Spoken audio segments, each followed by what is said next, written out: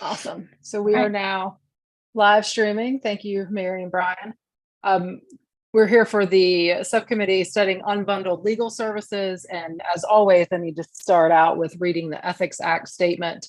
It is the duty of subcommittee members to avoid conflicts of interest in performing the duties as a member of the subcommittee studying unbundled legal services of the North Carolina State Bar. Any member of the subcommittee who is aware of any conflicts with respect to the matters before this subcommittee should disclose these at the meeting. So welcome, everybody. I'm going to jump in just because I'm sure everyone's busy with life. Never seems to slow down. I'm sure everyone poured through the June minutes. Did anyone have any corrections or edits to the minutes? Not hearing any or seeing anybody's hands. Does anybody have a motion to approve?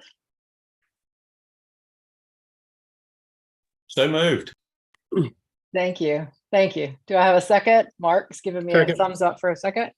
All right. All in favor of approving the minutes from the June meeting? Aye. Just physically raise your hand. Excellent. Thank you. All right. So we have, I think, a really good version of an updated rule.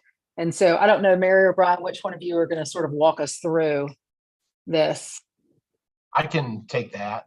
So yeah, Mary and I basically took all the different feedback that we received during the last meeting and tried to revise the draft in a way that we had discussed. So kind of moving through, and it's probably just going to be an easier thing if I share my screen. So give me 1 second while I do that. All right, we all looking at the same thing. You see the PDF? Yep. Looks like we're good. All right. So the first thing that we had discussion about, defining what a limited appearance is, because the notion limited appearance can refer to, generally just this really a restricted sort of representation. It's just for one particular task. But then also distinguishing that this rule really applies to the instance where a lawyer is entering an appearance as counsel of record in a pending civil proceeding, as opposed to just providing limited representation outside the scope of litigation. We have ethics rules, we have ethics opinions on that permit that type of limited scope representation outside the course of a civil proceeding.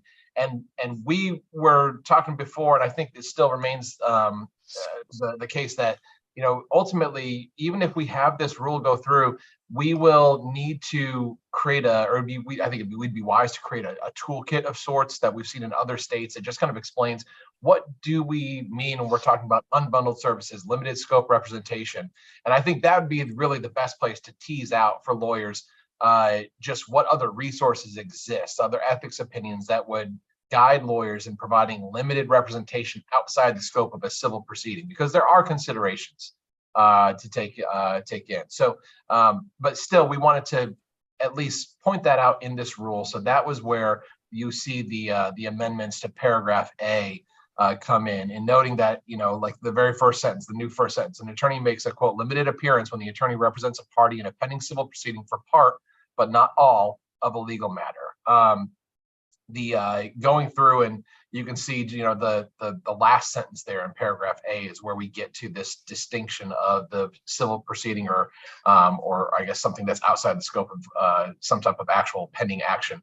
This rule does not apply to limited services or representations that do not require a lawyer to enter a notice of appearance in a pending civil proceeding in accordance with Rule 1.2 of the North Carolina Rules of Professional Conduct. Just trying to clarify, this is only talking about stuff where you're actually entering that notice of appearance for a matter that's presently before a court. And so hopefully that clarifies kind of the application of this rule.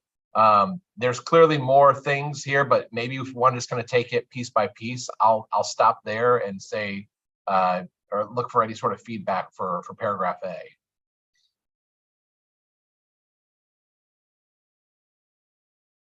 I have a quick question. It's not about paragraph A, but you had mentioned creating a packet for attorneys for unbundled legal services. were you sort of thinking that we would have something on the website, or it'd be like a physical packet, or? Yeah, I think the website. This was something I think from our very first meeting, and it was a very kind of quick comment. You know, when I think Mary was providing an overview of what other jurisdictions have, and some states had, you know, kind of some sort of just resource material that allows folks to understand exactly what do we mean when we're talking about limited scope representation. And I think to Dr. Rice's comments in some of these prior meetings, you know, the Mecklenburg has had something along these lines, but it doesn't get utilized as much because some folks just don't know what it is and how to use it. And so Right. maybe that's an opportunity for us to clarify and just kind of say, you know, this rule, if this rule actually goes into effect, this is what it says, this is what it means, and to get out in front of those questions when lawyers say, just what are my ethical considerations? What's my professional responsibility? How does this look? And point out both the ethics opinions as well as the rules that are actually in place. But yeah, I'm thinking of an online resource. I'm not thinking of hundreds of pages for some sort of resource. I'm talking a couple of pages at most that look nice, that have some, you know, some good graphics just to I guess get the point across very quickly.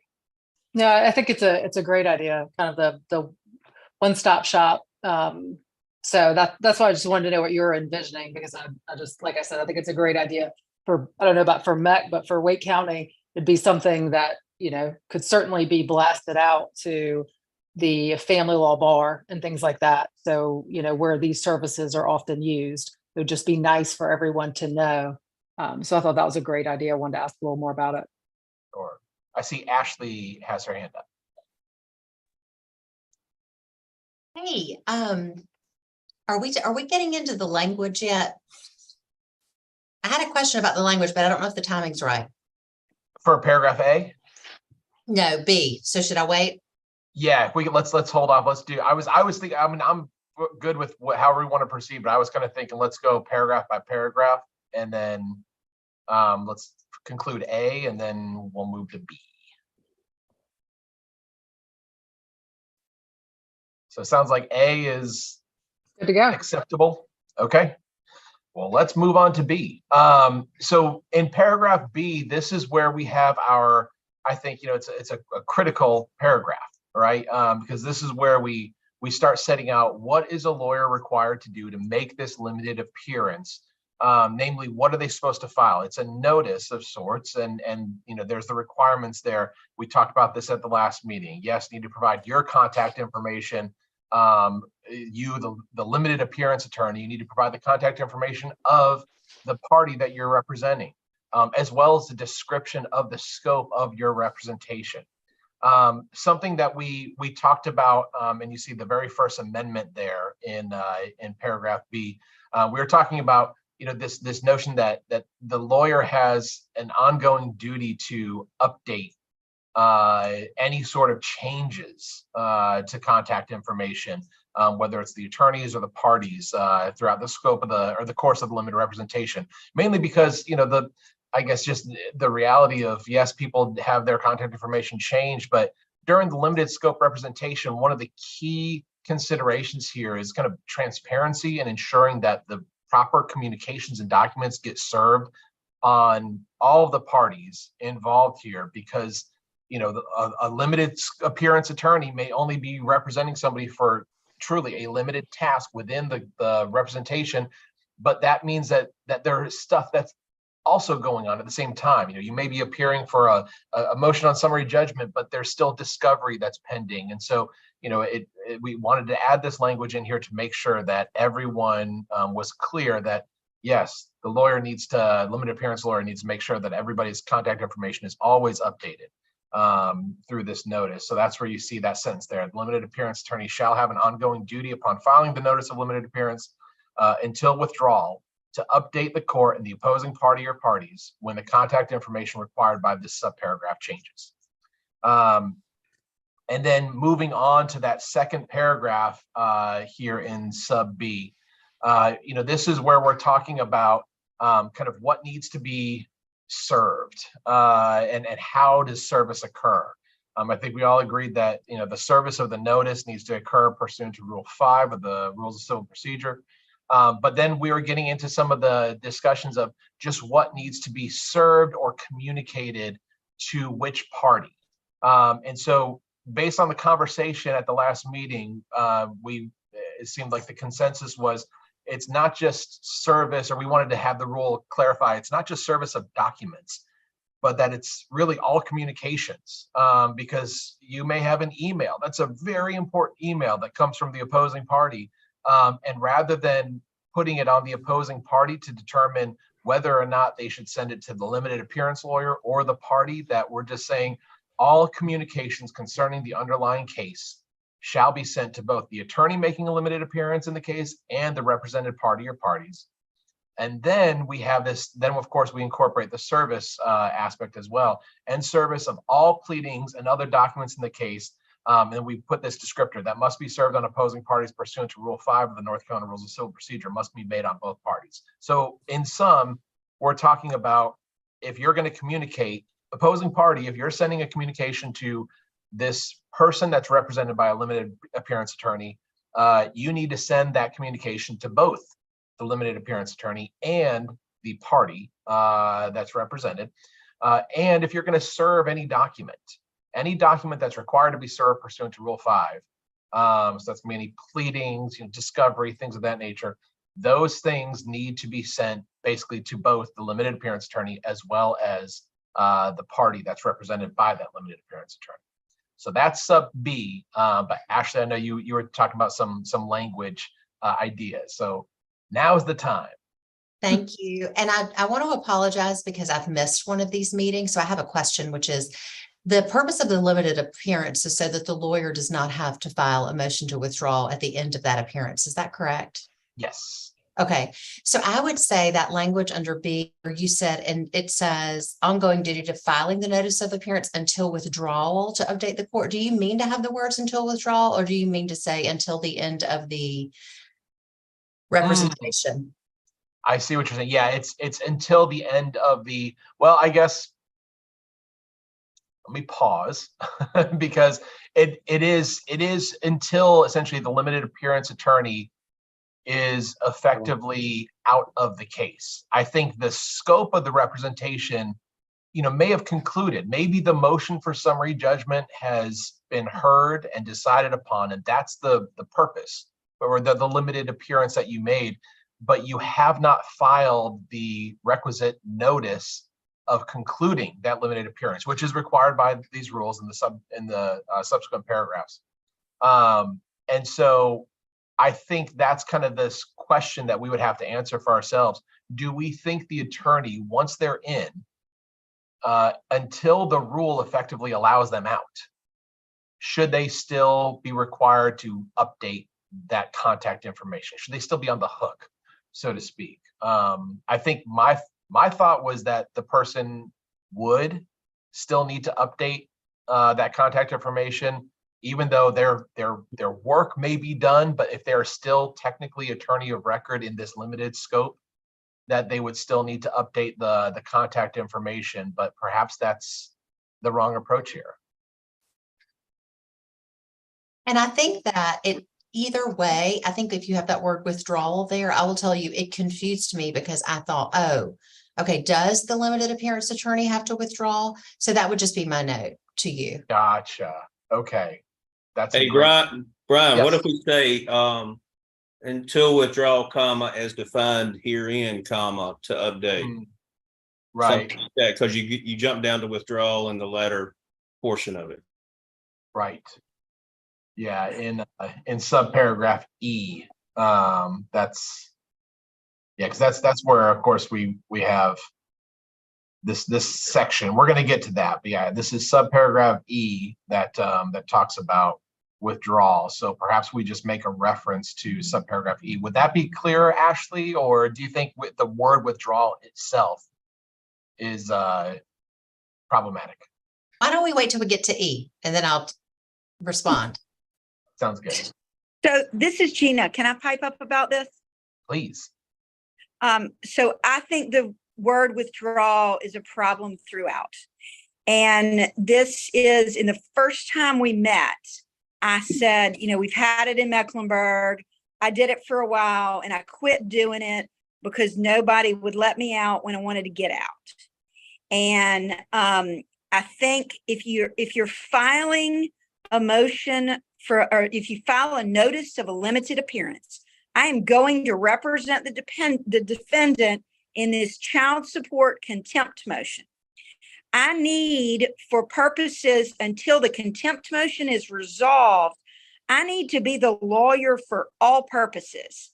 And so while we would be creating a burden on opposing counsel to double serve, when I'm clearly the lawyer on the contempt motion for all purposes, I don't know. And I believe that can lead to problems, because if this person has been pro se before me and will be pro se after me, I might get served with something during the representation, and he might get served with something, and he might do something that is contrary to his best interest on my watch, because we have permitted opposing counsel to go to him directly. So either I'm in charge or I'm not in charge. So I object to letting opposing counsel serve my client directly, because it's going to lead to problems, number one. Number two, if I file a notice of limited appearance that says I'm representing the defendant in this child support motion that was filed on this day and it's going to be heard on that day, the minute that the order is entered resolving that motion, I'm out. I don't notice anybody. I don't withdraw. I don't have to do diddly squat, because there's a beginning point of my representation, which was my notice, and the end point of my representation needs to be the resolution by entry of order or dismissal of the thing I'm in for. And if we don't make it that clean, we're going to have problems, which is why the Mecklenburg process sort of died on the vine a decade or two ago, was because of this issue. Now I'll hush.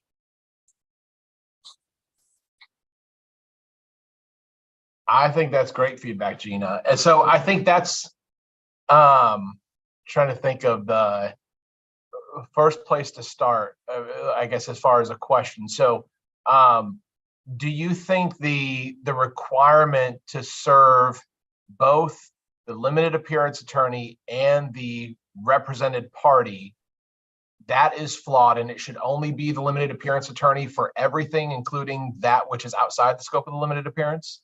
No, that's the problem. If and that's the nature of this situation. It's particularly tricky in domestic cases. In your garden variety domestic case, you've got custody, you've got child support, you've got ED, you've got alimony, you got all kinds of things. Well, we're going to come in and I'm going to just do child support contempt.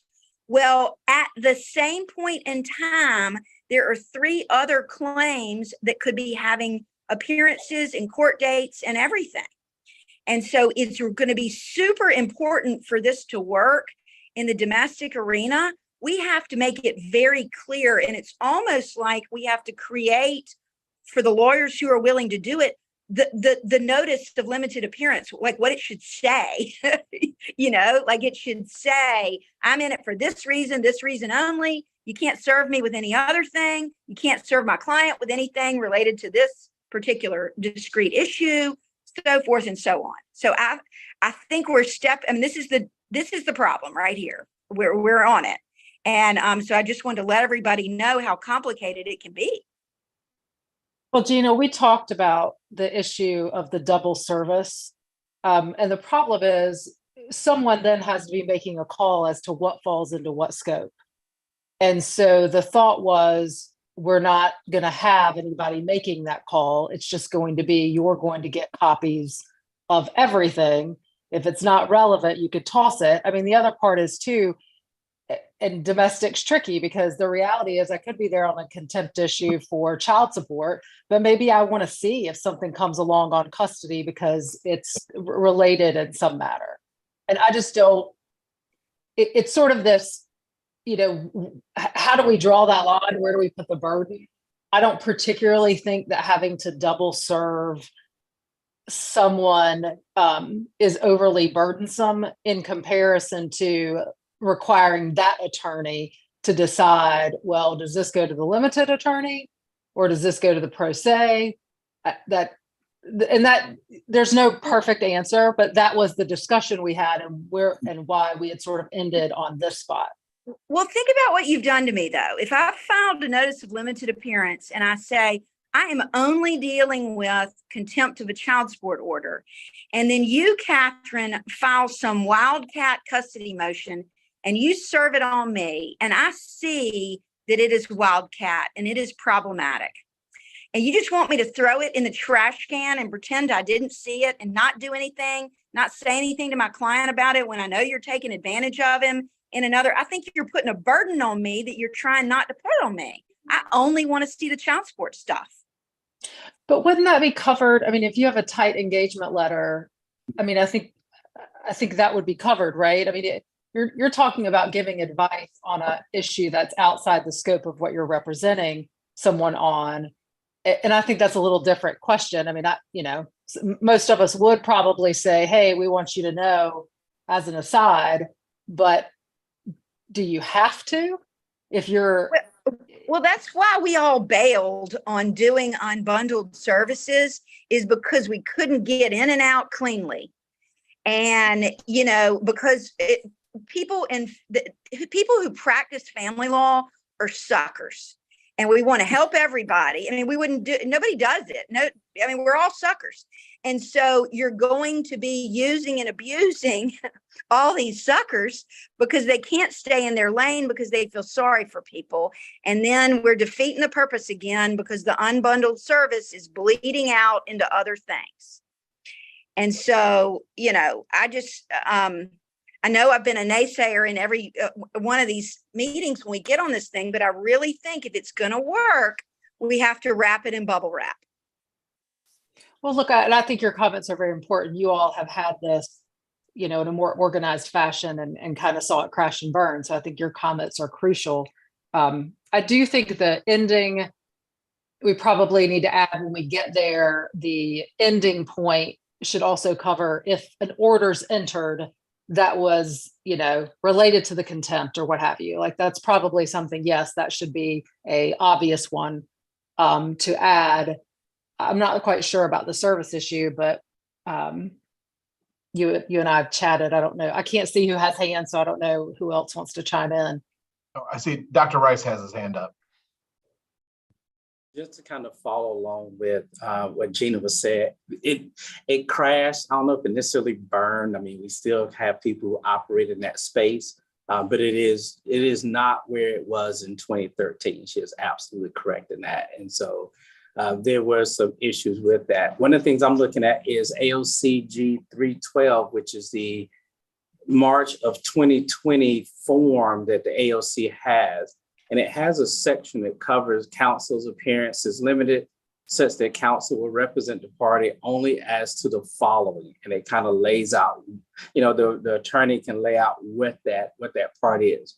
But I do agree. And so this is where I come back to the education piece, because I do agree with Gina in that, you're there, you get this motion and you're like, oh my God, even if I just hand it to them, they're going to ask me questions. They didn't pay me for this extra consultation. Do I charge them for this? And so it's just going to, and so I think judges need to have that understanding as well, that when they say, okay, this is the end of it, you're out, then that helps kind of make it a clean one where if the attorney wants to get back in, then it's a separate agreement. It's a brand new thing for them. It's a new agreement they have to negotiate and then move from there.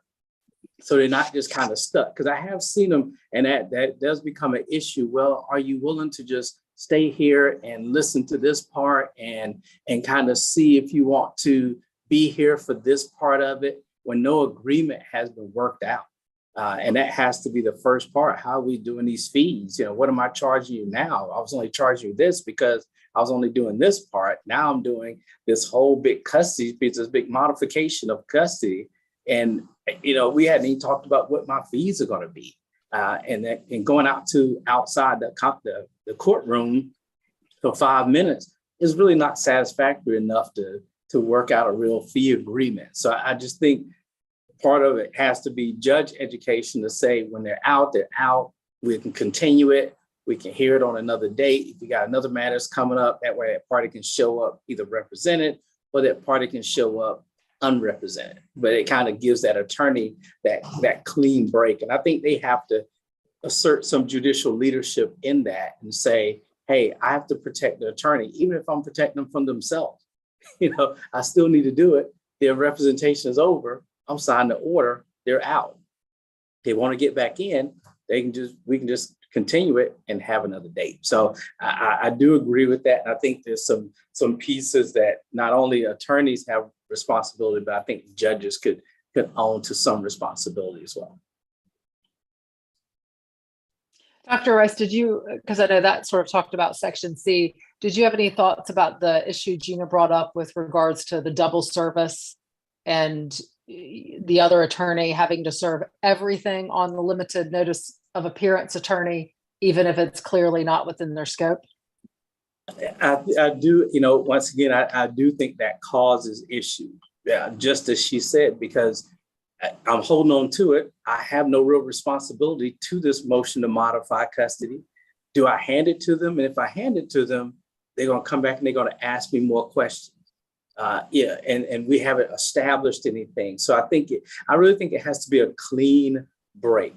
I think the attorneys, both attorneys, the one that's on a limited scope, the one that's fully representing, and the judge all have to be in partnership, that there has to be a clean break first. And then if there's something else, there's something else after that. So I just think what they are in there for is the information they should have. And I think the attorney that's fully representing should understand that, should have a copy of this, which they'll be served on it. And one other thing, there's a part that says by other matter, as far as certificate of service, there's a part that says other manner of service. So when your county gets Odyssey, and I know you know this in Wake County, service can be done through Odyssey. So they could check that box and have them served that way through that method. That might be a little easier because, then you could see everything when Odyssey is here. So now you become limited representation in the case, you're added to the case. And now for that time that you're added to the case, you can see all matters within that case, all documents that are added to that case. So that would be a benefit. I know we can't write it in the future, but we're about to get Odyssey next month, in October. So we're next on the hook for that. I might have some more information for y'all at that time. But I think that might solve some of it. I know there's still a part about service, but them being able to see if Gina's added to my case, now Gina can see everything that's in my case. So if she only really needs to focus on this one motion that she's representing me on, she can see it in there. And that might fix some of it. But short answer is, I agree with Gina. I think it should just be what they're in the case for. I don't think they should get everything. I will say that I love Odyssey and e-file. That's probably why I didn't think double service was as much of an issue. You literally click a button and magic happens. And that's a good point that you would have access. I think it comes back to who's holding the burden, because I completely understand what you and Gina are saying about if I get this, custody pleading and I'm doing child support, I'm going to get asked questions or drug in.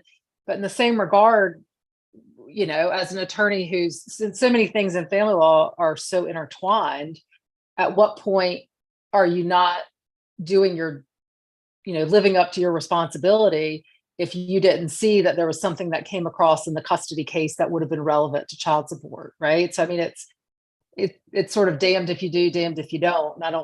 And I guess the question becomes, where does the burden need to sit? I've talked a lot. Again, yeah. Catherine, I've got some comments. Please. Just sitting and listening to folks. I sort of see the entering of the appearance and the withdrawal as sort of separate from the service issue, quite frankly.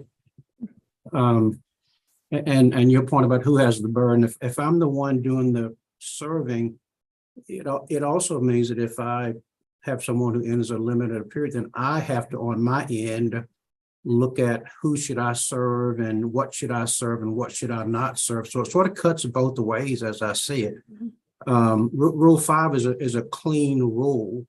And it sounds like we might be thinking about setting up perhaps different service rules for the family law bar and then different rules for everybody else. And I'm not a fan of that. I think Rule 5 is pretty straightforward. I understand the concern about getting too much paper, but I'm not sure that's avoidable.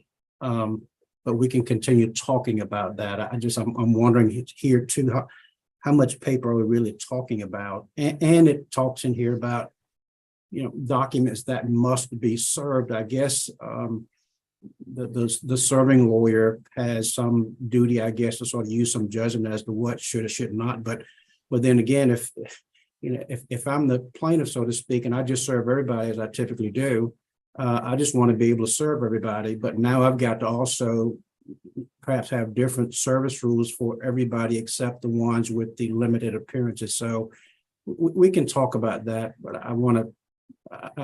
Rule 5 is clean, and I would like to avoid, if possible, having different sets of rules for serving different types of folks based on their practice area. So just that comment. But I've got a question. This goes to Brian, I guess, and maybe Mary. In B, that paragraph, last paragraph, which talks about all communications concerning the case. Right before that, you talk about and until either a substitution of attorney or notice of conclusion of limited appearances filed. That's separate from withdrawal. You don't intend that notice of conclusion. That is just the beginning point, because I think we talked about before that the appearance is going to be over when the judge ultimately says it's over, or there's no objection, which is sort of, I think you address in E. So I think we probably need to tie B and E together in some respects. But my specific question was, Brian, when you talk about withdrawal in that preceding paragraph, the limited appearance shall have an ongoing duty. Are you talking about until withdrawal becomes effective? Yes, that's something I jotted down here from. That would give some clarity a little bit. Yeah. The other thing I want to, can we, well, I would suggest taking a look at flipping that language a little bit. If we start the sentence off, upon filing a notice of limited appearance until withdrawal becomes effective, comma, the limited appearance attorney shall have the ongoing duty to update. That might be a cleaner way to structure that sentence there. Just to start off with, upon filing the notice of limited appearance until withdrawal becomes effective, comma, the limited appearance attorney shall have an ongoing duty to update, blah, blah, blah. But I think Gina's right, and I think withdrawal needs to be clear, and maybe tying it to the effectiveness of the withdrawal, which is sort of what you get at in section E. I think Yes. we want to tie those two together, and I think we talked last time about when the heck does withdrawal become effective? Not when we the lawyer file the notice, but when the judge ultimately says you're out or there's no objection. So that's the one comment I had structurally on that paragraph. In the next paragraph, on the service issue, I'd like for us to at least consider making that last sentence about service a standalone sentence. You got a lot in there. And if we put a period after represented party or parties, period, and then the next sentence could be service of all pleadings, that would be a standalone sentence. That might be something to consider as well. I'm the first to admit these are tough issues. I can't speak to what Gina is speaking to, because in my world, I just serve everybody and everybody just serves me, but I understand the burden of family law and what the particulars are and what the burdens are and what you guys live through, and I don't live through it. So I'll let Catherine and Gina and other family lawyers hash that out, but I'm sort of not a proponent of having different service rules for different practice areas if we can avoid that. I don't know how I guess you'd write something in separate, maybe for a different practice group than other practice groups. And I just make a note of that. I just, listening to the discussion gave me some pause, quite frankly. I'll shut up, Catherine. I'm done. You don't have to. Shut up. Is there anybody else, Brian? Or do you No, want to nobody else comment? has their hand raised, but I want to just kind of address some of these things. I think this is all, one, great feedback. Two, I think there's kind of a couple of different things as far as our progress. One is just, I think it might be good to talk about the framework. Maybe we'll go from just the filing the notice down to the effective conclusion of the representation, kind of talk about the beginning and the end first. And then we can talk about the stuff that happens in the middle. So maybe we can take that approach, because I think this discussion about withdrawal, and you're right, Todd, I mean withdrawal in the sense that that's when the lawyer leaving the representation has become effective. You know, when they're no longer attorney of record for that limited purpose. I'm using the term withdrawal, and I see the problem with using that term withdrawal because it means something else in a very similar context. And so I wrote down, kind of conclusion of the representation becomes effective, or something like that. We can play with that language. But with regards to the service issue, and I know maybe this is something that we just need to ponder for a bit. I feel like we have a couple of different options. One is that we let the opposing counsel or party determine what is appropriate to send to who. That is an option. And I think that's the thing to Gina and Dr. Rice's point.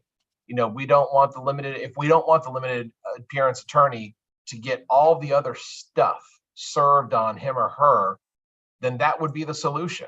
Of course, we run into the potential problem that we're now putting it in the hands of someone else, the opposing party or opposing counsel, to send the right thing to the right person, which can be at least mistaken, if not abused.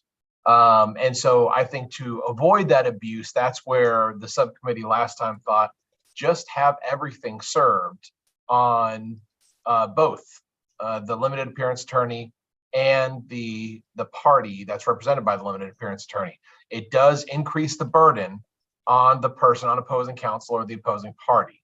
And I guess that's the, like you said, Catherine, nothing is perfect, but it's kind of the balance of which one is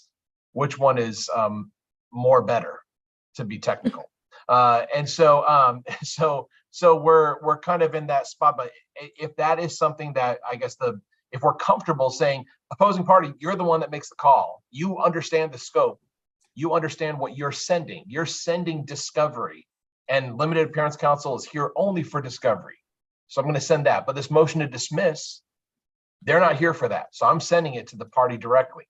That sort of thing, is, you can probably imagine maybe the limited appearance attorney in the middle of discovery would want to know if a motion to dismiss has actually been filed, but still, if we don't want to burden the limited appearance attorney with receiving all that stuff, then the solution is to basically give that discretion to the opposing party. If we're not comfortable with that discretion being in the hands of the opposing party and just want everybody to be on board, transparency being the key, then I think service on both parties, however burdensome, is probably the mechanism to achieve that transparency. So that's something I think it sounds like we want to chew on. But and I guess I also want to say, I don't know, hopefully we can find something that strikes that balance, because if the service issue becomes the big issue that we just can't figure out who should be served with what, that, I wouldn't like this to be kind of die on the vine, so to speak, in that regard. But if we can go back to the framework, maybe that's the best thing to do. We talked about the notice, what you have to do to start this limited appearance, and that basically the limited appearance attorney has a duty to keep everything updated, the contact information updated until he or she is out. And that's where we get to E. So I want to jump down to E, if that's all right with you, Catherine. We've already talked about the beginning. Let's just talk about the end. We can deal with the stuff in between at a later point. So E, as you may remember, we had kind of two different options for withdrawal as it's labeled, and we'll probably need to change that term.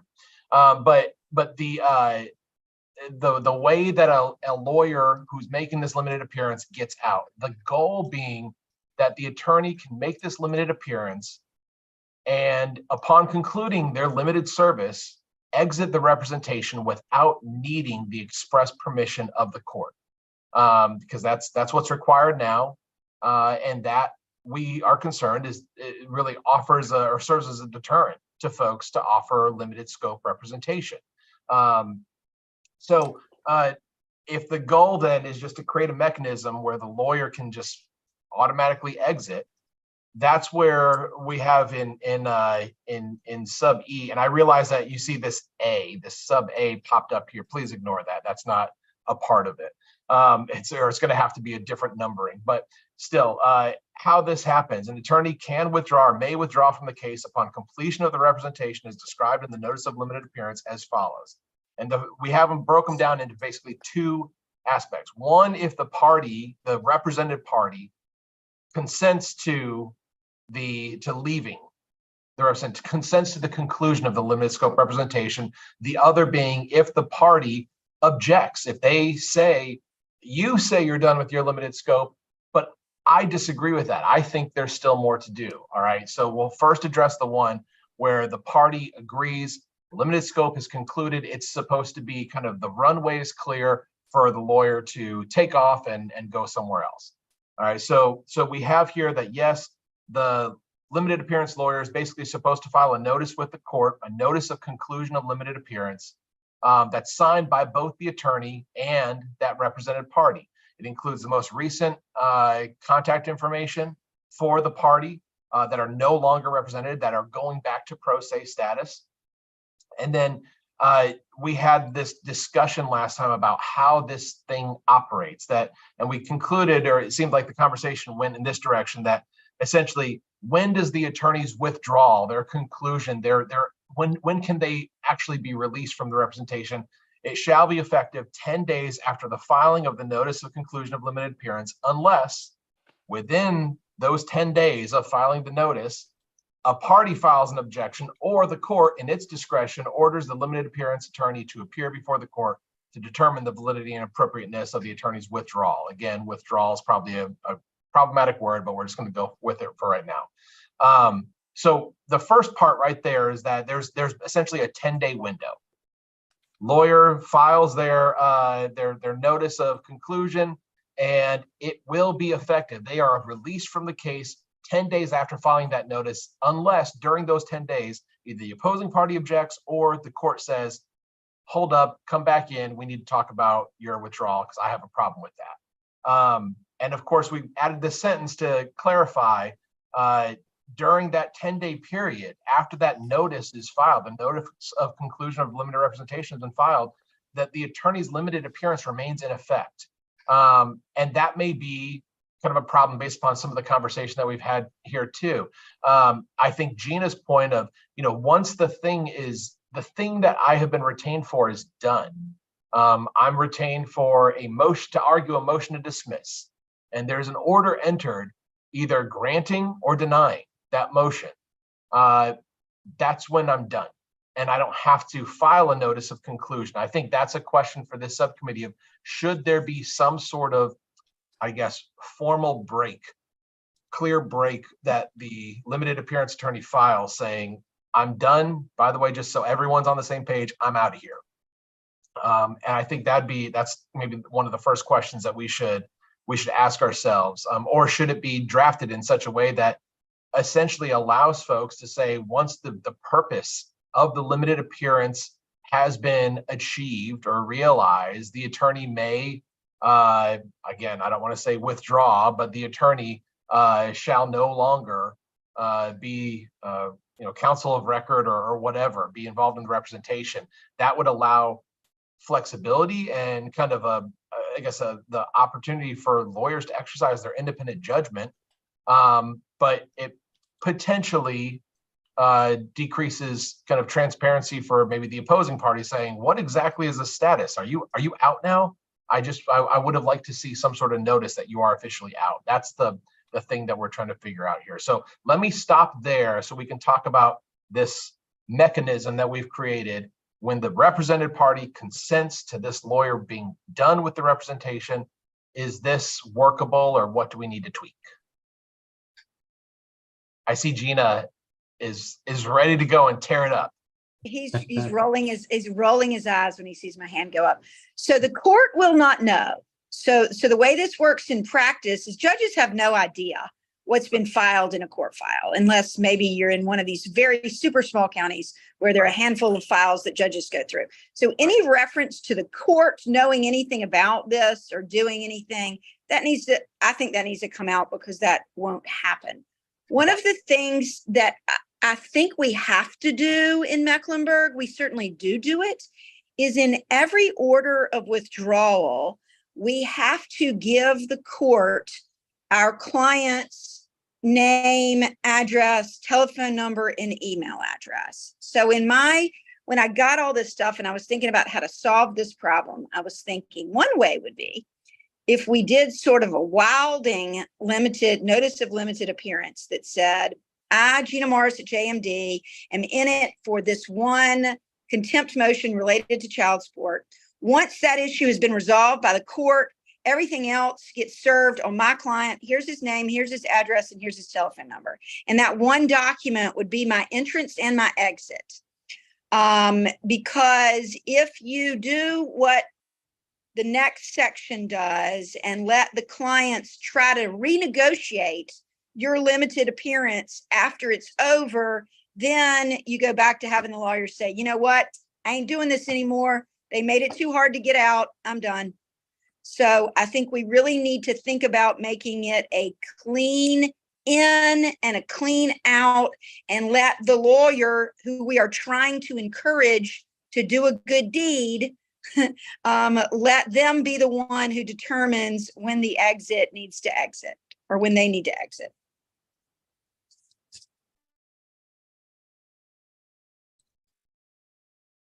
Brian, Yes, Matt. I appreciate everything Gina is saying, but being a former grievance chair, you know what ran through my mind? Grievance committee just starts hearing all these appeals of, I thought Catherine was going to do this and she didn't complete this. And so the grievance committee is hearing it instead of a judge. Possibly. I think the clients are going to turn to somebody. The question is it the judge or is it the state bar? But that goes to the how clean and how tight is your engagement letter? Hey, Gina, I got a question based on what you're saying. Are you saying that the lawyer ought to be able to file a document if he and his or her client consents, and that the filing of that document is the end of the case for them, irrespective of whether some other party might disagree, or if made aware, a judge might disagree? I mean, are you saying that the lawyer who enters a limited appearance ought to have absolute power to file a document saying, because my client and I agree, I'm out of here? Yeah, I'm saying to the court and to the opposing party, I'm going to get in and I'm going to do this one little thing. And when this one little thing is done, I'm going to get out. And you know, because I think most of what we're talking about is in the family law context. And because in every case I ever tried to do a limited appearance, my client would be like, hold on, you can't leave me now. We have all this other stuff going on. And I'm like, yeah, but I only got in for this one thing. And oh, by the way, most of the time when lawyers do unbundled services, we are doing it at a reduced fee. And so we only want to do a discrete service at a lower price to help somebody. And then we just get sucker punched by everybody. Judge doesn't want to let us out. Client doesn't want to let us out. And so then we ultimately decide, you know what, it's more trouble than it's worth. I'm not doing unbundled anymore.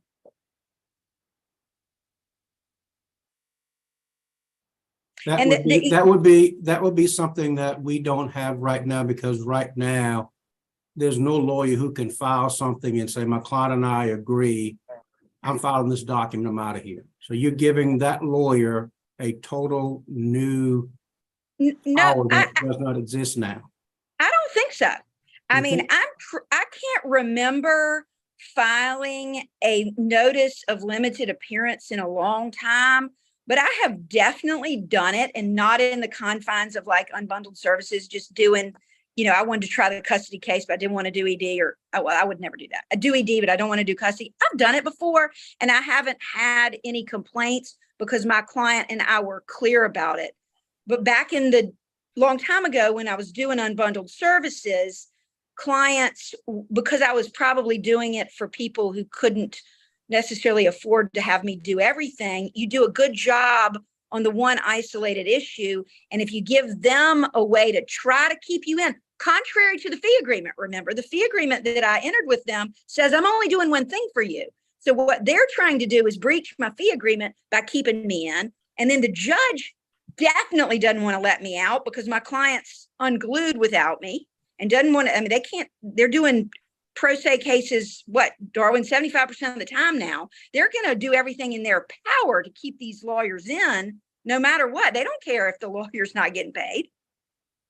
Yeah, I'm talking about if you're one of your co-parties agree that your limited job is over and want to object to it, and you're saying, give me the right as the lawyer, if my client agrees to file something, says, I don't give a crap what another party says or what the judge says, I'm out of here. Yeah, That's another basically party could never keep me in a case. They don't Why ever not- have why- the power to do that. Why not if somehow what you are doing implicates my client's rights in some respect?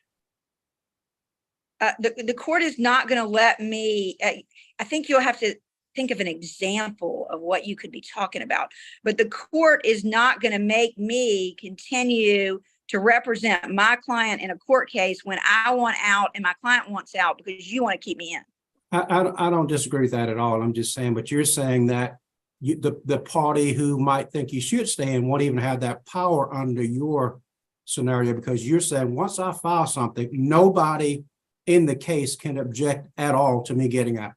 Right. And Todd, I'm going off the fact that it's a limited appearance. I got it. Yeah. I have agreed to make a limited appearance. Let's either limit it or let's not do it. I got it. Okay.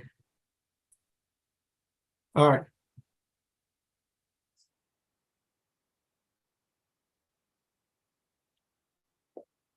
And your point that the judge has no notice, I mean, so you're basically saying that the way this is written, it's ineffective because the judge is never going to know in order to use his or her discretion to order something. Right. The judge will not know until a hearing has been scheduled and people are in front of him or her. And now the judge would know because the judge has to sign the order. And what you're talking about was setting something up so that the judge doesn't have to sign any order letting me out. I file my document with my client's consent. I'm going. That's right. Okay. All right. All right. And so maybe this is like as an extension of time.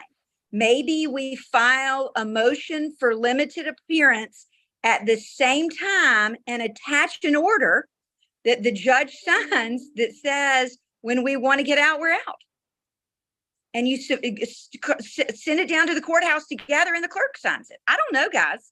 But So Gina, your issue is the 10-day waiting period and the ability for someone to file an objection.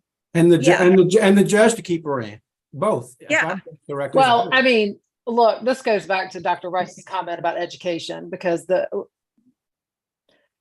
a judge can do whatever a judge thinks they can do. And so you could talk about these rules all day long and a judge may say, well, Ms. Fry, I want you to stay here and be here for this secondary hearing and you're going to have to stay. So, I mean, that's a different issue. But I think as far as the objection, I mean, first of all, I don't know how many people are really going to know about the ability to object. Let's be candid.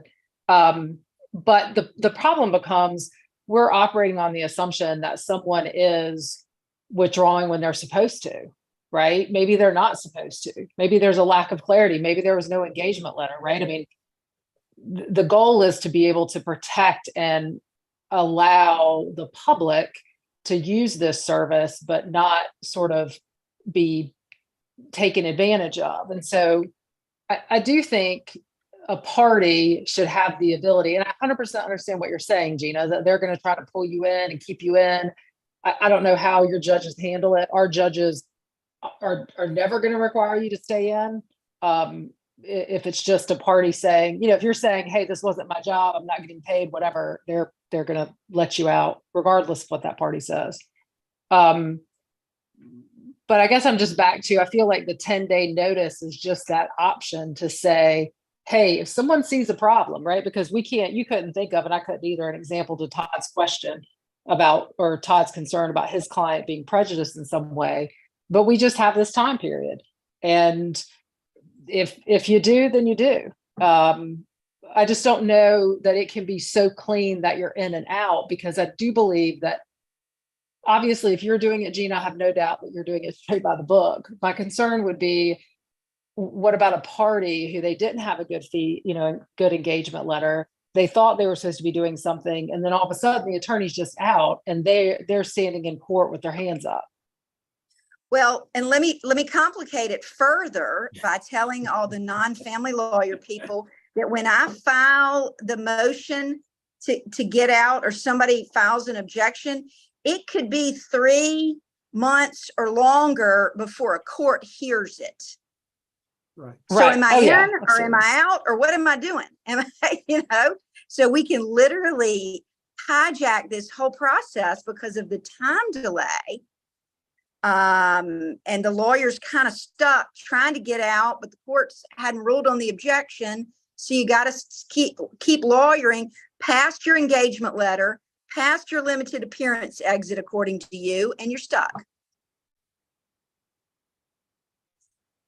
Well, I want to be mindful that it's 3:00 and we obviously have more to discuss. I want to defer to Brian. I don't know if Mary's still on or not.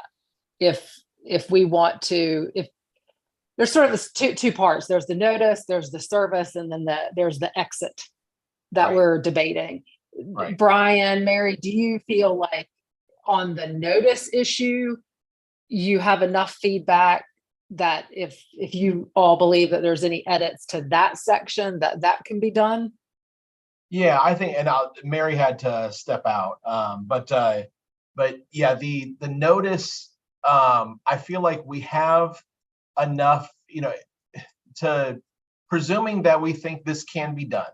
I think we all agree that the notice needs to describe the scope, provide the contact information, all that kind of stuff. Just as a beginning thing, you need to enter the representation with some sort of notice. I think Gina's point about maybe there's a motion for limited appearance is a really interesting one, because maybe this is something, you get, it's like by filing a motion, you're effectively putting everyone on notice and you're getting the court to act on this. Like, I'm going to let you engage in this limited representation. And I'm also recognizing that when this concludes, then you're going to be gone.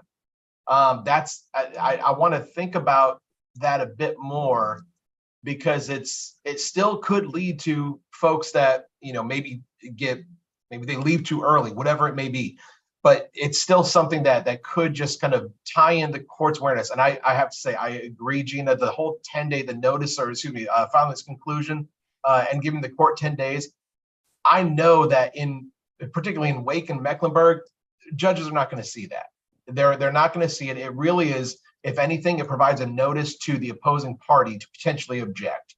But maybe that's just unnecessary in that regard. And it's, just maybe we don't even speak to that, because if somebody wants to pull somebody back in and say, I don't think their limited representation is done, that's really should be between the client and the attorney. And it's maybe if something unique needs to happen, it can be done on its own accord. But so I guess all that's to say, how we enter the representation and how we exit the representation. I'm hearing Gina's points, and I wonder if there's an alternative proposal that we would still be able to stomach, that again prioritizes transparency, but also maybe elevates the ease in which a lawyer can go. It elevates the incentive for a lawyer to do this, because we want lawyers to be able to provide limited services. We want lawyers to be able to say, I can step in for this one thing and help out. That's the whole point of this. And so if we create a mechanism that effectively is so burdensome that lawyers will not want to do it, then there's a kind of a shrug of the shoulders and a what's the point. Let me ask a quick question. Let me ask a question, right? This popped in my mind. Is there a way, Gina, for example, that when the notice gets filed, say no party objects, could we write into the rule somehow that this notice goes to the clerk, for example, to review immediately versus some judge having to review it so that it gets expedited? Or can we set up some apparatus so that the notice gets filed, that gets reviewed and doesn't sit somewhere like it would in Mecklenburg or Wake for 3-6 months, but it goes to maybe a clerk, like she has some powers now to rule on things, subject to that ruling being appealed to the court if somebody disagrees. Would that not address perhaps in some way that somebody knows about it immediately and they can look at it immediately versus it sitting there for 6 months? I don't think so. So that's why I suggested, because when we file motions to extend time, for example, or for show cause orders or things like this, we put a package together with a motion and an order. They go down together on the front end and the clerk enters it. And so if we could have an administrative procedure that allowed for limited appearance motions to be granted by the clerk's office on the front end, I think maybe. I think if it's a traditional court order like a withdrawal order, no, that has to be signed by a judge. Now, when I file motions to withdraw, generally my clients sign consent orders and I ship those directly to a judge. The judge signs it in chambers, scans it to the clerk, gets file stamped and returned to me, but it does have to be signed by a judge. Why couldn't we write into the rule an exception, maybe that we give the clerk the power to do that in the first instance, subject to it being reviewed by a district or superior court judge, if anybody wants to do that? I have no earthly idea where the clerk's statutory authority for certain things comes from, but I'm all for it. I mean, if write it into there's the a way- rule and right into the rule that solves your concern, that addresses your concerns, perhaps.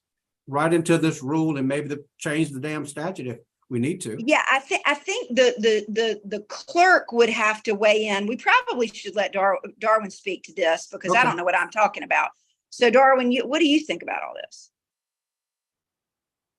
What I have seen in the past on that matter is at the end of that hearing. So let's say, Gina, you're in on a hearing. At the end of that hearing, just like some of you do now, you just walk up to the bench and say, Judge, I'm done, sign right here. I have my order, clerk processes it, you get a final that says, I'm out of this case. But what I will say this though, and it probably worked good for us because we will have Odyssey in about a month and a half from now. Right. Submitting those through as just a process for a judge would be like a proposed order. So we'll get the proposed order. If Gina submitted today, my office will have it in a queue tomorrow. My office will send it to Judge Culler tomorrow, and Judge Culler will sign it. Margaret will stamp it, and then Gina will have it on the case that day. So you're talking about maybe a 2-day turnaround with no hearing. That would probably be the more efficient. He's dreaming right now, baby. That sounds so good. The process is in place. We just have to wait till October 9th and we'll see how it goes after that. Promises. I'm just going to say on the e-filing, it still comes down to how fast a judge is going to sign something. So it may be up there initially, but and the old school way of being able to hand up an order, that doesn't happen anymore. You got to go scan it in. So there's part of this that becomes tricky because I think we have to write the rule as to what's happening now, but also in anticipation of how Odyssey is going to work. And so what I'm hearing is this intriguing idea of handling it like an extension of time, but just again, being mindful of where we are, 3:10. Obviously, we're going to have another meeting, but maybe in the interceding time, Brian, you and Mary can take a stab at just updating the notice. Again, we may put a pin in this motion and extension of time sort of idea. And then also if you, and I feel like I'm assigning homework, but if there are any other states that had something similar to the motion, extension of time idea that Gina had, then we could sort of take their rules and look at them. I don't know if anybody did. I can't remember. Yeah, I don't know if I would say that specifically, but a lot of what we have in our rule was kind of inspired by other states, because there are some states that were very, very brief, just kind of a lawyer may enter a notice of appearance and may withdraw upon the conclusion of that work. That's it. And then we've had the very detailed ones. Ours kind of tries to strike a balance between those two where it provides enough of the parameters. But I think I want to go back and take a look at those things, because what I'm hearing from Gina is I think the reasonable point that if you're going to have this, you need to not make it so burdensome that people just say, I don't want to deal with this because I'm not going to take advantage of it. And to make it something that, when it's a question between the lawyer and the client, should they control the scope, and when they're both on the same page, yeah, your work is done. That should be the end of the question. And so maybe there's something that we can do there. The idea of including this stuff for a judicial review or a party to object was this notion of, again, transparency, making sure everyone's on the same page. That might be so more burdensome than helpful. And so I feel like I've got some ideas in my head that I want to kind of talk through, and perhaps Catherine, you and I can talk about some of those ideas and see if we can come up with something that might suit all of the goals that we've identified here. But just in a way that's more palatable. The only other nuance, and not to throw in a new wrench, but I think we also have to contemplate that someone is asking to withdraw, even if it's not at the end of their engagement letter. I mean, most engagement letter, my engagement letter, I'll just speak to mine, may have I'm doing a certain job, but it also has certain things that if you're not doing, then I'm not going to represent you anymore. And so I think we still have to consider how, or make a reference to, if maybe you file a limited notice of appearance, but something's happened and you're getting out anyway per your contract, how are they going to do that? And I could go at examples, but I mean, I just think that there's more than just non-payment and outside of my scope that can get you out of my office. So we need to think about that as well.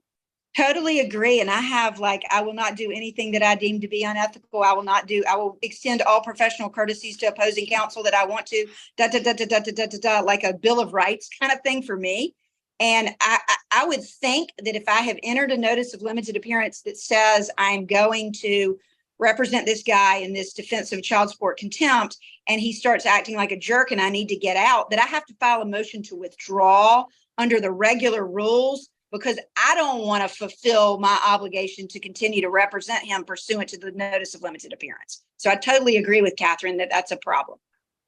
I agree. I just think we may need to add that somewhere in the rule, just a reference that, make it clear that that's still an option or something that could occur and that happens differently. Right. And so, but we will reconvene, get new dates. And then we'll go over looking at notice and thinking about what some of these other states do, and figure out a way to, keep all the monkeys happy, right? It's like we're juggling balls, figure out who's going to take the burden, who's going to be happy, who needs to know what. And there's a lot of different pieces there. All right. We will reconvene. We'll find some more dates and be in touch with everybody. Thank you all. Great to see everybody.